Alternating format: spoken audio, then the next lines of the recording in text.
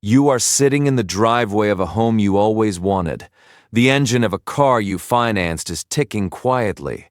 You make more money today than you ever dreamed of a decade ago. You followed the rules. You climbed the ladder. You did everything society asked. Yet beneath the polished surface of your life, a terrifying reality is taking hold. You are bleeding out. You are making historically high income, but you are barely surviving. And the most dangerous part is that you do not even realize you are caught in a trap, because the mechanisms designed to capture the modern middle class do not look like failure. They look exactly like success. It begins with a single moment of victory. The money hits your account, and a quiet voice tells you that you deserve a reward. You upgrade the apartment, you choose the premium groceries. It feels like progress. It feels completely justified. But quietly, invisibly, a machine is waking up. Your lifestyle expands with brutal precision to consume every single extra dollar you earn. You are not building wealth. You are simply raising your break-even point. You are getting comfortable being broke at a higher salary. The trap is not the spending itself. The trap is the permanent surrender of your financial flexibility. Then comes the ultimate validation. The bank analyzes your income and hands you a piece of paper. You are approved for the maximum mortgage. It feels like a trophy. It feels like permission. So you buy the absolute limit of what they allow. But the bank only calculated the mortgage payment. They did not calculate the dying furnace, the rising property taxes, the roof leak. Suddenly, a massive percentage of your take-home pay vanishes the moment it arrives. You bought an address to prove you made it, but the address owns you.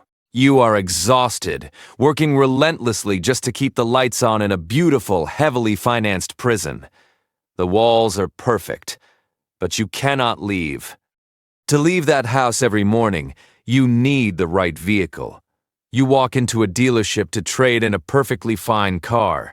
The salesman offers you a newer model, a better interior, and miraculously, a lower monthly payment. You sign the paper, thinking you won. You did not win. They took the debt of your old car, rolled it into a brand new loan, and stretched the timeline from 5 years to 7. You restarted the clock. You owe more than the machine is worth. You are renting a depreciating piece of metal with devastating terms, trapped on a payment treadmill that never actually stops. This illusion of the monthly payment soon infects your entire life. The credit card bill arrives. You owe $3,000. The minimum payment is $60. Your brain sees a harmless number, pays it, and stops thinking. But behind the screen, the credit card company is smiling. Almost all of that $60 goes instantly to interest. At that rate, you will spend 12 years paying off a single month of choices. They are not helping you manage debt. They are legally harvesting your future income, and while compound interest silently crushes you, the invisible cuts finish the job. $7 for food delivery, $15 for streaming, $10 for premium subscriptions. You are bleeding thousands of dollars a year, trading your ultimate freedom for minor, forgettable comforts. You build this fragile empire on a massive, terrifying delusion. You budget every dollar assuming life will remain perfectly smooth. You have no buffer, no cash, no defense. You believe you are the exception to the rule. Then reality strikes. The transmission blows. The dog gets sick. You suddenly need $2,000 you do not have. What should have been a frustrating Tuesday instantly becomes a multi-year debt sentence. You are not optimistic. You are living exactly one bad afternoon away from total financial collapse. To survive, you try to outwork the math. You take on a side hustle. You trade your evenings and weekends for extra cash, but you do not use it to fix the disease. You use it to fund the overspending.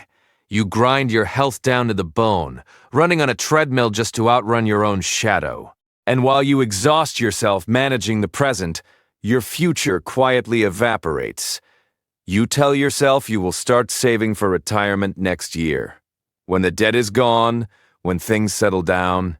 But wealth requires time, not just effort. By waiting a decade to invest, you do not just start 10 years late. You permanently incinerate 30 years of exponential growth. You sacrifice millions for the illusion of waiting for perfect conditions. You tie your entire identity to external markers, financing a lifestyle to impress an audience that is too busy drowning in their own debt to even notice you. You are paying massive interest on experiences you do not enjoy, to buy approval from people who do not care. But it does not have to be this way. The moment you untangle your self-worth from your spending, the illusion breaks. True wealth is not the badge on your steering wheel. True wealth is options. It is the power to say no. It is peace. The system is perfectly engineered to keep you running forever. But the door to the cage was never locked. You just have to decide to stop paying for the bars.